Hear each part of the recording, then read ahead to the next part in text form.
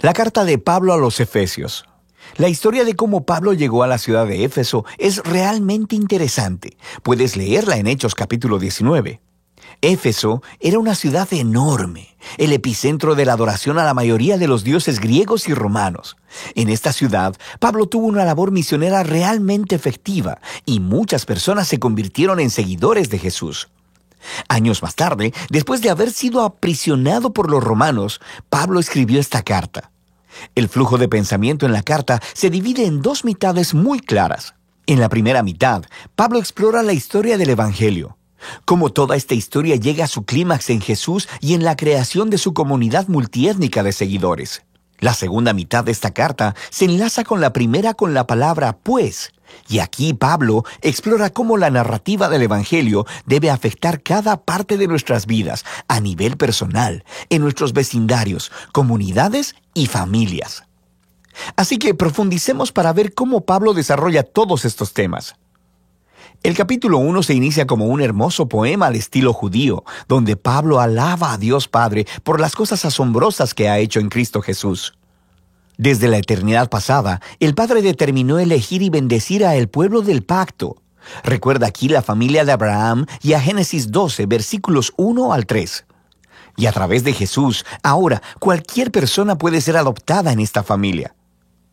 La muerte de Jesús cubre aún nuestros peores pecados, nuestros peores fracasos, y encontramos en Jesús la gracia de Dios.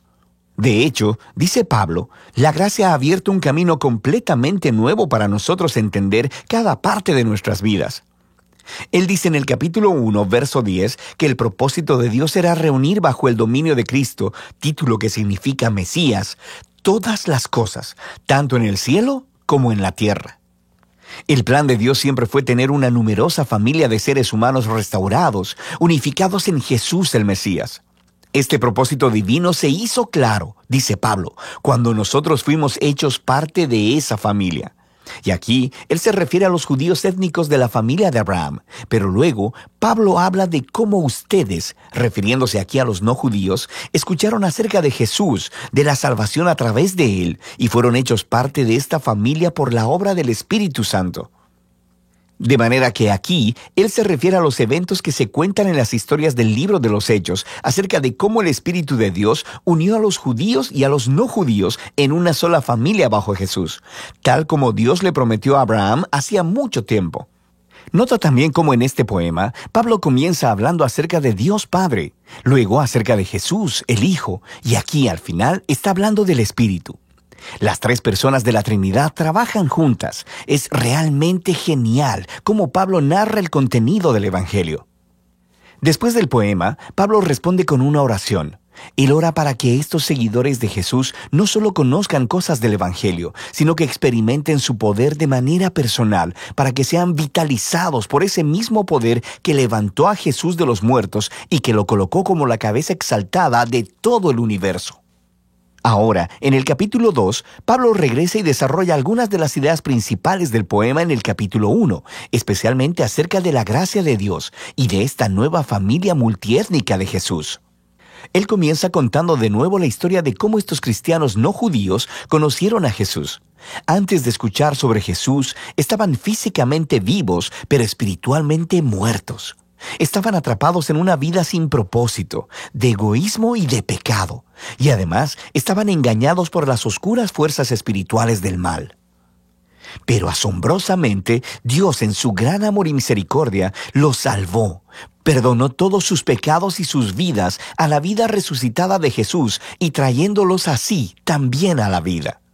Así que ahora, habiendo sido creados como nuevos seres humanos a través de Jesús, ellos tienen el gozo de descubrir toda la dimensión de su nuevo llamado, propósito y de las obras que Dios ha preparado para ellos. A ellos no solo les ha sido mostrada la gracia de Dios, sino que también han sido invitados a formar parte de una nueva familia. Antes de escuchar sobre Jesús, estas personas no judías no solo estaban apartadas de Dios, sino también estaban apartadas de su pueblo del pacto, la familia de Abraham. Y por una razón realmente práctica, los mandamientos del pacto del Sinaí formaban una especie de frontera alrededor de la familia del pacto. Eran como una barrera que mantenía alejadas a la mayoría de las personas no judías. Pero en Jesús, las leyes de la Torá han sido cumplidas y la barrera ha sido removida. Los dos grupos étnicos se han convertido, como dice Pablo, en una nueva humanidad unificada y que pueden vivir juntos y en paz. Así que Pablo continúa en el capítulo 3 maravillándose en el rol especial que pudo desempeñar para esparcir estas buenas nuevas a las personas no judías. Y aunque él está en prisión, le da gracias a Dios por la oportunidad que ha tenido de ver un gran crecimiento de la familia del pacto.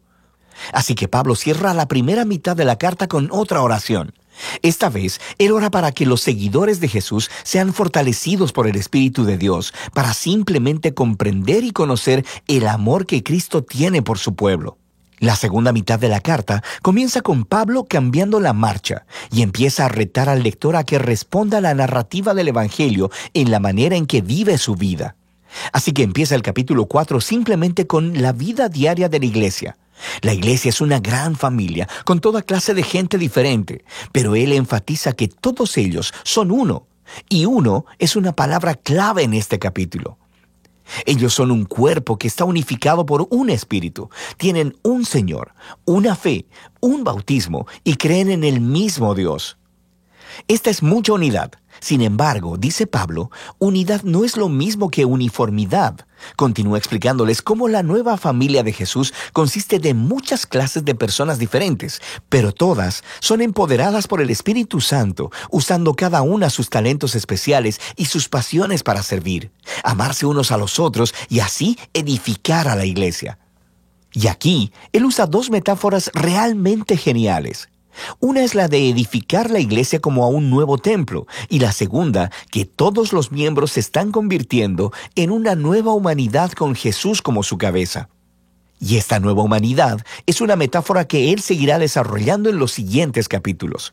Pablo reta a cada cristiano a despojarse de su vieja humanidad, como si fuera una ropa vieja, y vestirse de la nueva humanidad en la cual la imagen de Dios está siendo restaurada. Y luego, él continúa con una larga sección donde compara la nueva y la vieja humanidad. Así que, en lugar de mentir, los nuevos humanos dicen la verdad. En lugar de guardar el enojo, resuelven pacíficamente sus conflictos. En lugar de robar, los nuevos humanos son generosos. En lugar de chismear, animan a otros con sus palabras. En lugar de vengarse, los nuevos humanos perdonan. En lugar de satisfacer todo impulso sexual, los nuevos humanos cultivan el dominio propio de sus deseos corporales. En lugar de emborracharse, los nuevos humanos están bajo la influencia del Espíritu de Dios, y Pablo describe de 4 maneras diferentes cómo luce esta influencia.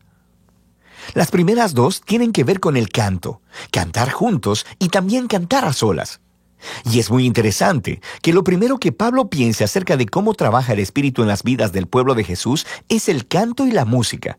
La tercera señal de la influencia del Espíritu es estar agradecido en todo. Y la cuarta es que el Espíritu obligará a los seguidores de Jesús a ponerse por debajo de los demás y a considerar a los demás como más importantes que ellos mismos. Y Pablo desarrolla este cuarto punto, mostrando cómo funciona en el matrimonio cristiano. Tienes a una esposa que sigue a Jesús. Ella es llamada a respetar a su esposo y a permitir que él se haga responsable de ella. Y el esposo es llamado a amar a su esposa y a usar su responsabilidad para someter su agenda egoísta y priorizar el bienestar de su esposa por encima del suyo. Y Pablo dice que esta clase de matrimonio está representando la narrativa del Evangelio. Las acciones del esposo imitan a Jesús, su amor y autosacrificio. Las acciones de la esposa imitan a la iglesia, quien permite que Jesús la ame y la renueve. Luego, Pablo aplica la misma idea entre los hijos y los padres, y también entre los esclavos y amos. Pablo cierra la carta recordándoles a estos cristianos sobre lo real que es la maldad espiritual. Estos son seres y fuerzas que tratarán de socavar la unidad del pueblo de Jesús y dañar su nueva humanidad. Así que Pablo los reta a permanecer firmes y a vestirse de una armadura metafórica, la cual él describe en detalle. Y Pablo extrae todas estas piezas de armadura del libro de Isaías y de cómo Isaías describió al rey mesiánico. Así que ahora, como seguidores del Mesías, debemos hacer nuestros los atributos del Mesías, ya que formamos el cuerpo de Jesús. De manera práctica, creo que Pablo quiere que los cristianos empiecen a formar nuevos hábitos, utilizando la oración, las escrituras y nuestras relaciones de los unos con los otros para proactivamente ayudarnos a crecer y a madurar como seguidores de Jesús. Y esa es la carta a los Efesios, una muy poderosa. Es aquí donde Pablo resume toda la narrativa del Evangelio y muestra cómo esta narrativa debería moldear cada parte de la historia de nuestra vida.